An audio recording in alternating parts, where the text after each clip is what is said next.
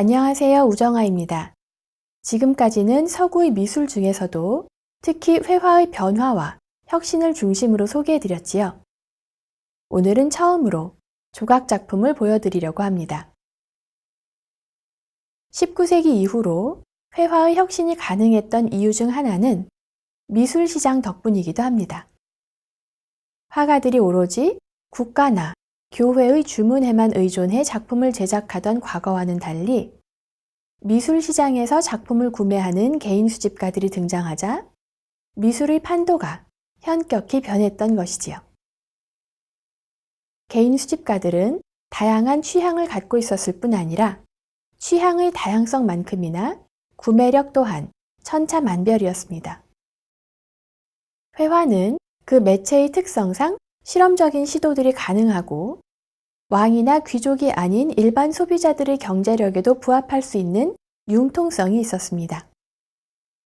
그래서 화가들은 일찍부터 비교적 자율적으로 작업할 수 있었고 그것이 새로운 회화가 탄생할 수 있는 경제적 배경이 되었지요.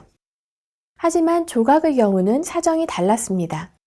기본적으로 대리석과 청동은 일반인이 구입하기 힘든 고가이기 때문에 조각가들은 19세기에 이르기까지 국가와 교회의 공공 프로젝트에 의존해야 했고, 따라서 공공기관의 까다로운 요구사항에 무조건 따를 수밖에 없었습니다.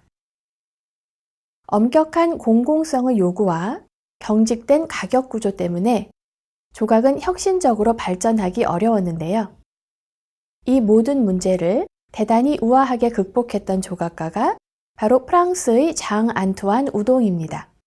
우동은 프랑스 파리의 왕립 아카데미와 로마에서 고전적인 교육을 받으면서 인물상의 완성을 위해서는 단순히 눈에 보이는 살갗만이 아니라 그것이 덮고 있는 뼈와 근육의 정확한 해부학적 구조부터 이해하도록 훈련받았습니다.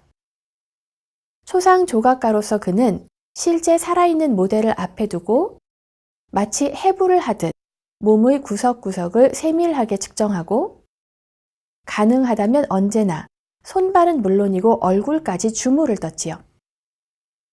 이처럼 정확성을 추구하면서도 인물의 생동감을 잃지 않았던 것이 우동의 놀라운 능력입니다. 우동의 드니 디드로가 처음 공개되었을 때 대중과 비평가들은 물론이고 주인공인 디드로 또한 우동을 대대적으로 찬미했습니다.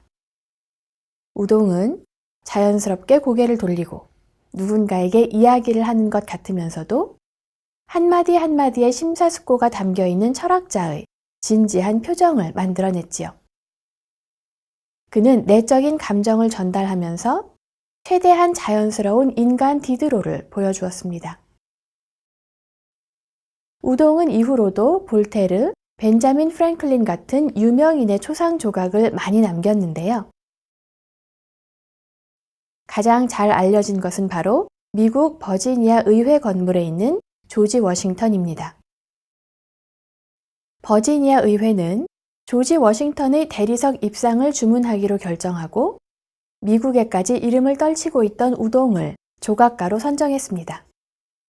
물론 미국 건국의 아버지를 기념하는 조각을 위해 프랑스에서 작가를 초청하는 데에는 많은 난관이 있었고 무엇보다도 엄청난 비용이 드는 일이었습니다. 이를 적극적으로 해결한 이가 토마스 제퍼슨이었습니다. 제퍼슨은 버지니아 주지사에게 유럽의 그 어느 누구보다도 명성이 자자한 우동 씨께서 왕들의 조각을 미완성으로 남겨둔 채 미국으로 떠나 워싱턴 장군의 모습을 미래의 세대에게 전해주고자 하는 열망에 차 있으며 그의 실제 모습을 직접 보고 측정하겠다고 흔쾌히 제안했다는 편지를 보냈습니다.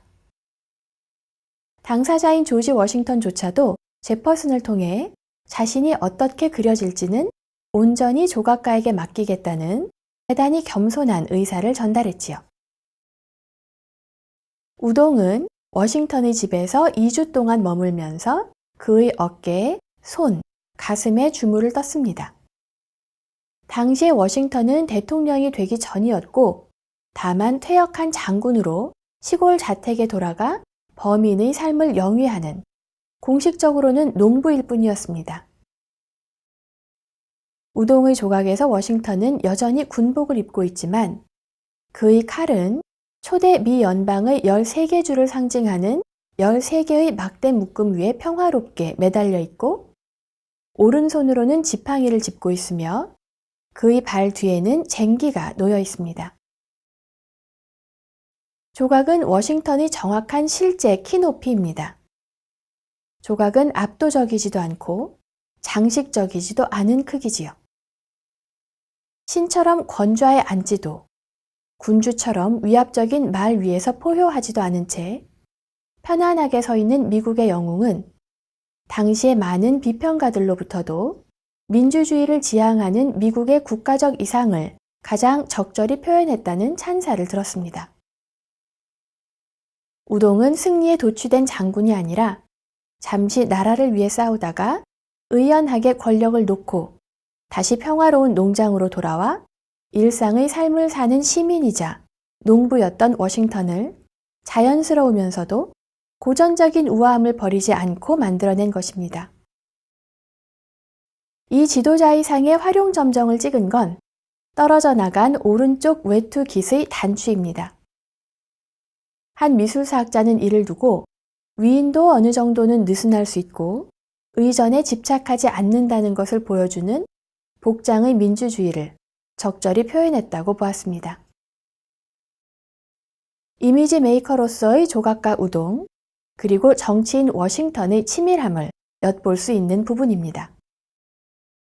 워싱턴은 이후 1789년 미국 역사에서 처음이자 마지막으로 만장일치에 의해 초대 대통령으로 선출됩니다. 두 번의 임기를 마친 그는 종신 대통령을 원하는 많은 이들의 요구를 뿌리치고 스스로 자리에서 물러났습니다. 역시 코트에 단추 하나를 떼고 다니는 것만으로 민주주의의 화신이 된 건 아니었나 봅니다. 감사합니다.